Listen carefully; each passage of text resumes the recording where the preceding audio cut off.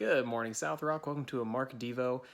Today is Mark 13, 14 through 23, and we are starting you off this week with just the cheeriest of verses. It is the abomination of desolation.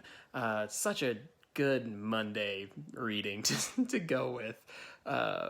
Basically, Jesus foretells of this event where he says, when the abomination of desolation is standing where it ought not stand, then that's when you need to start running for the hills. Don't take anything with you. It's the end of days, and it's very scary, and you ought to get right with the Lord kind of situation.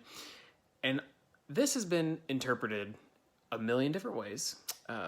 Probably a very small fraction of those well, I'll be honest with you. Here's what I think it means. First of all, there's this might be a little long, because there's a type of prophecy called epigenetic. Epigenetic prophecy or epigenetic scripture, where basically what that means is it's true twice. So a lot of Isaiah is this way. Isaiah's prophecy, like future telling prophecy, was true for a coming event, but it was also true much later in life.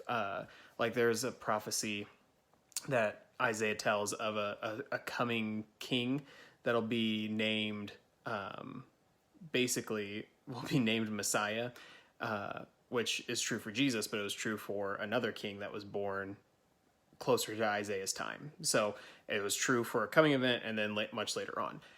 So that's what I believe is happening here. This, I think Jesus is talking about an event that is coming soon, because when the temple in Jerusalem is destroyed, which he was just talking about a couple verses ago, when the temple is destroyed a few years after Jesus' death in 70 AD, basically the conquering king of Rome comes in and stands in the Holy of Holies. So that, to the Jewish people, was the abomination.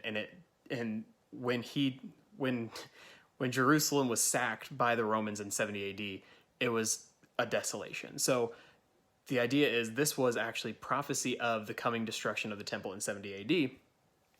That being said, that doesn't mean this isn't true for the end of days and the end of time, and when Jesus comes back, this might be a future telling as well. However, we do know, or at least I believe, this is telling of the destruction of the temple in 70 AD.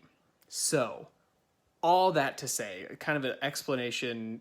You might have to rewatch this because I was talking fast because I want to make sure it's quick still for you. But all that to say, the most important part you have to remember is something that we talked about a couple weeks ago, or might have been last week, I can't remember. But we talked about how we get hung up on the details of the end times and Jesus coming back and Revelation and what does all that'll mean and interpretation, when we could really narrow it down to one thing: be right with Jesus, and we don't really need to sweat the details a ton. Like it's good to look into and talk about, but if you are right with the Lord, if you are good with God, you don't really need to worry too much about what's going to happen, because you know that God's already won and he's got you. So my question is, and it might be similar to ones I've asked maybe even on Friday, what do you need to specifically do to feel like you are right with the Lord if he were to come right now? This very moment, if you heard a trumpet in the sky and you thought Jesus is coming right now,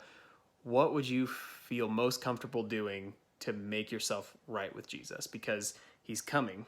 It's going to happen. I don't know when.